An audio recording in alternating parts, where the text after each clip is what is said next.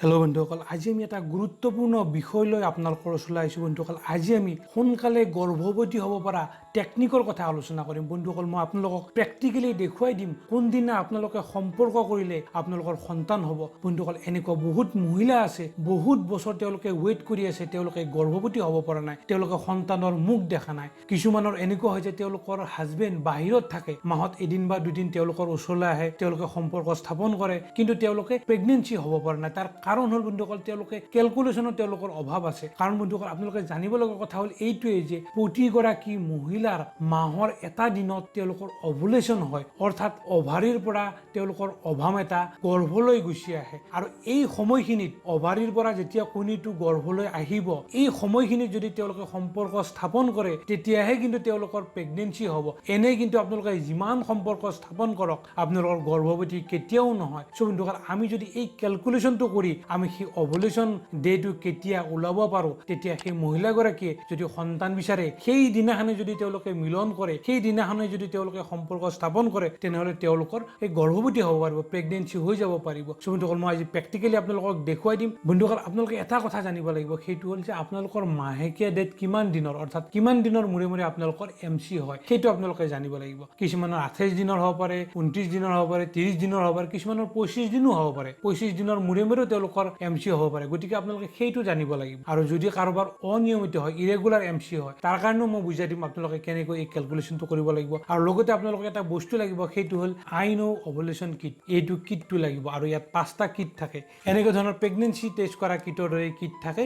এই 5টা কিট মই আপোনালোকক দেখুৱাই দিছোঁ যে এই 5টা কিট মই 5 তাৰিখৰ পৰা 9 তাৰিখলৈ এই গোটেইকেইটা টেষ্ট কৰিছোঁ, আৰু কেনেকৈ কৰিছোঁ মই ৰেকৰ্ড কৰি থৈ দিছোঁ। আপোনালোকক মই গোটেইখিনি দেখুৱাই দিম। 5 দিন অপেক্ষা কৰিব লগা হৈছে ভিডিঅ'টো বনাবৰ কাৰণে, এই টেষ্ট কেইটা কৰিবৰ কাৰণে মই 5 দিন অপেক্ষা কৰিব লগা হৈছে। কাৰণ মই এইটো বিচাৰিছোঁ যে আপোনালোকক মই প্ৰেক্টিকেলি বস্তুটো দেখাই দিব বিচাৰিছোঁ। সেই প্ৰতিটো 5 তাৰিখ, 6 তাৰিখ, 7 তাৰিখ গোটেইখিনি মই কেনেকৈ কৰিছোঁ আপোনালোকক দেখুৱাই দিম। চ' বন্ধুসকল, মোৰ উদ্দেশ্য এইটোৱেই যে মই আপোনালোকক ভিডিঅ'ৰ জৰিয়তে কিবা নহয় কিবা এটা ইনফৰমেশ্যন যাতে মই দিব পাৰোঁ, সেইটোৱেই মই সদায় চেষ্টা কৰি আহোঁ। চ' বন্ধুসকল, আপোনালোকে এনেকুৱা এটা টেষ্ট কিট অৰ্ডাৰ দিব, 5টা থাকিব। আপোনালোকে মোৰ ভিডিঅ'ৰ ডেছক্ৰিপশ্যনত ইয়াৰ লিংক পাব, আপোনালোকে তাৰ জৰিয়তে এইটো অৰ্ডাৰ দিব পাৰে। মই আপোনালোকৰ সুবিধাৰ কাৰণে সেইটো কৰি থৈ দিছোঁ। চ' বন্ধুসকল, প্ৰথমতে আপোনালোকে কি কৰিব লাগিব, মই আগতে কোৱা ধৰণে আপোনালোকে সেই ডেটটো উলিয়াই ল'ব লাগিব। অৰ্থাৎ যদি মহিলাগৰাকীৰ 28 দিনৰ মূৰে মূৰে মাহেকীয়া হয়, তেনেহ'লে তেওঁৰ 28ৰ পৰা 17 বিয়োগ কৰি দি যিমান হয়, অৰ্থাৎ 11 দিনৰ দিনাখনৰ পৰা কি কৰিব লাগিব, সেই পৰীক্ষাটো কৰিব লাগিব। অৰ্থাৎ যদি মহিলাগৰাকীৰ 28 দিনৰ মূৰে মূৰে MC হয়, সেই 28ৰ পৰা 17 ফিক্স,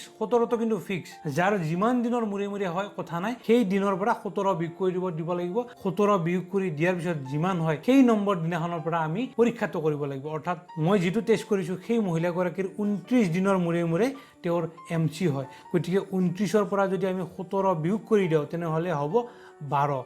অৰ্থাৎ আমি 12 নম্বৰ দিনাখনৰ পৰা আমি সেই মহিলাগৰাকীৰ টেষ্টটো কৰা আৰম্ভ কৰিছোঁ। কিন্তু অকল মই আপোনালোকক কেলেণ্ডাৰত বস্তুটো দেখাই দিব খুজিছোঁ। এই মহিলাগৰাকীৰ জুলাই মাহৰ 24 তাৰিখে MC হৈছে। গতিকে যিহেতু 29 দিন, তেওঁৰ 29 দিনৰ মূৰে মূৰে মাহেকীয়া হয়, 29ৰ পৰা 17 বিয়োগ কৰি দিলে কিমান হয়, 12 হয়। আমি 12 নম্বৰ দিনাখনৰ পৰা টেষ্ট কৰিব লাগিব।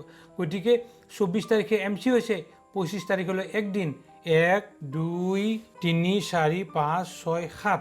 তাৰপিছত আগষ্ট মাহৰ 1 তাৰিখ, 8, 9, 10, 11, 12। অৰ্থাৎ এই 12 নম্বৰ দিন হ'ল 5 তাৰিখে তেওঁৰ 12 নম্বৰ দিন হৈছে। আমি 5 তাৰিখৰ পৰা এই টেষ্টটো কৰিবলৈ আৰম্ভ কৰিছিলোঁ। প্ৰত্যেক দিন কৰিছোঁ। 5 তাৰিখে কৰিছোঁ, 6 তাৰিখ, 7 তাৰিখ, 8 তাৰিখ, আৰু লগতে আমি 9 তাৰিখ, এই 9 তাৰিখে কৰিছোঁ। গতিকে প্ৰতিটো ৰিজাল্ট মই আপোনালোকক দেখুৱাই দিম কেনেকৈ কৰিব লাগে। আৰু আমি এইটো গম পালে, যেতিয়া আমি এই টেষ্টটো গম পাম, তেতিয়া আপোনালোকে সেইদিনা, যিদিনা সেই টেষ্টটো পজিটিভ হ'ব, সেইদিনা যদি আপোনালোকে সম্পৰ্ক কৰে, তেনেহ'লে আপোনালোকৰ সন্তান হ'বই হ'ব। 110% আপোনালোকে গৰ্ভৱতী হ'বই, আপোনালোকে সন্তানৰ মুখ দেখা পাবই। চ' মিনছ এই ক্ষেত্ৰত আপোনালোকৰ অলপ কনফিউজন হ'ব পাৰে যে যিসকল মহিলাৰ ইৰেগুলাৰ MC হয়, যিসকলৰ অনিয়মিত মাহেকীয়া হয়, তেওঁলোকে কেনেকৈ হিচাপ কৰিব। তেওঁলোকৰ ক্ষেত্ৰত আপোনালোকে কি কৰিব, আপোনালোকে 3 মাহৰ আপোনালোকৰ সেই চাইকেলটো হিচাপ কৰিব। অৰ্থাৎ যদি আপোনালোকৰ কোনোবা এটা মাহত আপোনালোকৰ যদি মাহেকীয়া 28 দিন আছিল, বা নেক্সট মাহত যদি আপোনালোকৰ 30 দিন হ'ল, বা নেক্সট মাহত আপোনালোকৰ 35 দিন হ'ল, এনেকৈ আপোনালোকে এই 3টা মাহৰ আপোনালোকে গোটেইকেইটা যোগ কৰি দিব। দি পেলাই কি কৰিব, আপোনালোকে 3ৰে হৰণ কৰি দিব। এইখিনি 3ৰে হৰণ কৰিলে কি পাম, আমি 31 পাম। অৰ্থাৎ আপোনালোকে কি কৰিব লাগিব, সেই 31ৰ পৰা 17 বিয়োগ কৰি দিব লাগিব। এই 17টো কিন্তু ফিক্স হ'বেই, এই 17টো বিয়োগ কৰিব লাগিব। আৰু আপোনালোকে যদি 17 বিয়োগ কৰি দিয়ে কি হ'ব, 14 হ'ব। অৰ্থাৎ 14 নম্বৰ দিনাখনৰ পৰা, অৰ্থাৎ যিদিনাখনে MC হৈছে, সেইদিনাখনৰ পৰা আৰম্ভ কৰি যিদিনাখনে 14 দিন হ'ব MC হোৱাৰ পৰা এই 14 দিনৰ দিনাখনৰ পৰা আপোনালোকে এই টেষ্টটো কৰিব লাগিব 14 15 16 17 18 এনেকৈ আপোনালোকে কণ্টিনিউ 5 দিন আপোনালোকে কি কৰিব আপোনালোকে টেষ্ট কৰিব আৰু এই ক্ষেত্ৰত আপোনালোকে এটা কথা মনত ৰাখিব যদি আপোনালোকৰ ইৰেগুলাৰ হয় আপোনালোকে এই দুটা অৰ্ডাৰ দিব দুটা অৰ্ডাৰ দি 14 দিনৰ পৰা আৰম্ভ কৰি ৰেগুলাৰ কৰি যাব যেতিয়ালৈকে মই যে ইয়াতে সমান পালো চি আৰু টি সমান পালো এই যেতিয়ালৈকে চি আৰু টি সমান নহয় তেতিয়ালৈকে আপোনালোকে এইটো কৰি যাই থাকিব আৰু যিদিনাখনে সমান হয় চি আৰু টি সমান হয় বা টি টো চিটকৈ বেছি হয় টি টো কিন্তু চিটকৈ কম হ'ব নোৱাৰে সমান বা বেছি হ'ব পাৰে যেতিয়া সমান বা বেছি হ'ব সিদিনাখনে আপোনালোকে ষ্টপ কৰি দিব নেক্সট 2 দিনৰ ভিতৰত অভুলেশ্যন হ'ব সেইখিনি সময়ত আপোনালোকে মিলন কৰক আপোনালোকৰ গৰ্ভৱতী হৈ যাব সো বন্ধুসকল এই টেষ্টটো কৰোঁতে আপোনালোকে এটা কথা মনত ৰাখিব লাগিব যে এই মহিলাগৰাকীৰ পেচাব লাগিব সেই 12 নম্বৰ দিনাখনৰ পৰা অৰ্থাৎ 5 তাৰিখৰ পৰা সেই মহিলাগৰাকীৰ মই পেচাবটো লৈছিলোঁ আৰু এই পেচাবটো আপোনালোকে এটা কথা মনত ৰাখিব যে ৰাতিপুৱা 10 বজাৰ পৰা ৰাতি 8 বজালৈ এই সময়খিনিৰ ভিতৰত যিকোনো এটা টাইমত আপোনালোকে পেচাবটো কালেক্ট কৰিব লাগিব এই মহিলাগৰাকীৰ যিটো টেষ্ট কৰিছোঁ এই মহিলাগৰাকীৰ মই প্ৰতিদিন গধূলি 7 বজাত মই ইউৰিনটো লৈছোঁ অৰ্থাৎ আপোনালোকে প্ৰথম দিনা যেতিয়া ইউৰিন লয় সেই একেটা সময়তে প্ৰতিদিনাই ল'ব লাগিব আপোনালোকে মই এই মহিলাগৰাকীৰ প্ৰতিদিন গধূলি 7 বজাত মই পেচাব লৈছোঁ আৰু পেচাব লৈ মই এনেকুৱা ইউৰিন এইটো টেষ্ট টিউব বুলি কোৱা হয় এই টেষ্ট টিউবত মই ইউৰিনটো লৈ পেলাই এটা ড্ৰপাৰ ইয়াৰ লগত ড্ৰপাৰ থাকিব এইটো যিটো অভুলেশ্যন কিট থাকে এই অভুলেশ্যন কিটত এডাল ড্ৰপাৰ থাকিব লগতে আৰু এটা কিট থাকিব সো আহক আমি এই টেষ্টখিনি কেনেকৈ কৰিছোঁ 5 তাৰিখৰ পৰা 9 তাৰিখলৈ এই 5 দিন কেনেকৈ কৰিছোঁ আপোনালোকক অকণমান মই দেখুৱাই দিওঁ তাৰপিছত মই আকৌ আপোনালোকক বুজাই দিম বস্তুখিনি কেনেকৈ কৰিব লাগে কি কৰিব লাগে বুজাই দিম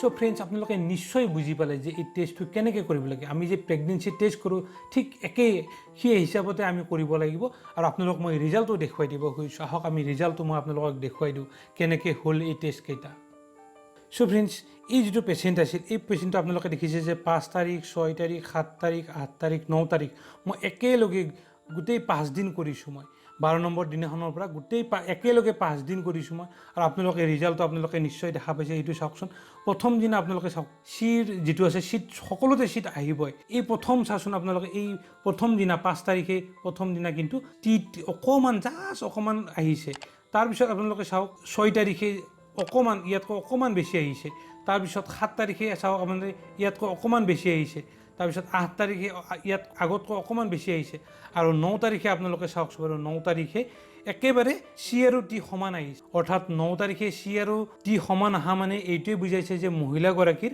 আজি 9 তাৰিখ হ'ল অৰ্থাৎ 10 আৰু 11 অৰ্থাৎ অহাকালি আৰু পৰহি এই 2 দিনৰ ভিতৰত মহিলাগৰাকীৰ কণীটো ৰিলিজ হ'ব অৰ্থাৎ অভাৰীৰ পৰা কণীটো গৰ্ভলৈ আহিব আৰু এইখিনি সময়ত যদি মহিলাগৰাকীয়ে মিলন কৰে সম্পৰ্ক স্থাপন কৰে তেনেহ'লে মহিলাগৰাকী প্ৰেগনেঞ্চি হৈ যাব অৰ্থাৎ প্ৰেগনেণ্ট হৈ যাব চ' বন্ধুসকল আমি ইয়াতে গম পাই গ'লোঁ যে চি আৰু টি যিহেতু সমান অৰ্থাৎ মহিলাগৰাকীৰ যিটো হৰমন আছে LH হৰমন সেই হৰমনটো একদম পিক লেভেলত আছে এই কেইদিন 5 তাৰিখে কম আছিল LH হৰমন ইউৰিনত LH হৰমন কমকৈ চিক্ৰেট হৈছিল সেইকাৰণে টিটো কম আহিছিল গতিকে ক্ৰমান্বয়ে যেতিয়া এই LH হৰমনৰ মাত্ৰা বাঢ়ি বাঢ়ি বাঢ়ি পিক লেভেল, একেবাৰে পিক লেভেল অৰ্থাৎ 9 তাৰিখে পিক লেভেলত আহিছে, অৰ্থাৎ 10 তাৰিখ বা 11 তাৰিখ অৰ্থাৎ অহাকালি বা পৰহি এই 2 দিনৰ ভিতৰত মহিলাগৰাকীৰ কি হ'ব, অভুলেশ্যন হ'ব, অৰ্থাৎ অভাৰীৰ পৰা কণীটো বাহিৰ হৈ আহিব। আৰু কণীটো বাহিৰ হৈ অহাৰ লগে লগে যদি এই সময়খিনিত অৰ্থাৎ কালি আৰু পৰহি অৰ্থাৎ 10 তাৰিখ আৰু 11 তাৰিখ এই 2 দিন মহিলাগৰাকীয়ে যদি পুৰুষৰ লগত সম্পৰ্ক স্থাপন কৰে, তেওঁৰ হাজবেণ্ডৰ লগত যদি সম্পৰ্ক স্থাপন কৰে, তেনেহ'লে মহিলাগৰাকীৰ প্ৰেগনেঞ্চি হৈ যাব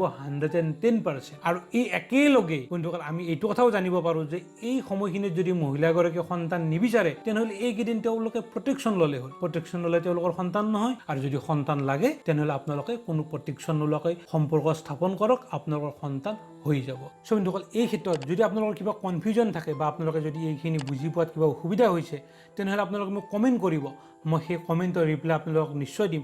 আৰু বন্ধুসকল এই ভিডিঅ'টো বনাওঁতে মোৰ অলপ অসুবিধা হৈছে, মই বহুখিনি কষ্ট কৰিব লগা হৈছে। আপোনালোকে যদি এই ভিডিঅ'টোত এটা লাইক দিয়ে তেনেহ'লে মই নথৈ আনন্দিত হ'ম, আৰু লগতে মই ভৱিষ্যতেও এনেকুৱা ধৰণৰ ইনফৰমেশ্যন আপোনালোকক দি যাম। চ' বন্ধুসকল আজিলৈ মানে অহাকালি আৰু এটা নতুন টপিক লৈ আপোনালোকৰ ওচৰলৈ আহিম, তেতিয়ালৈকে বহুত বহুত ধন্যবাদ।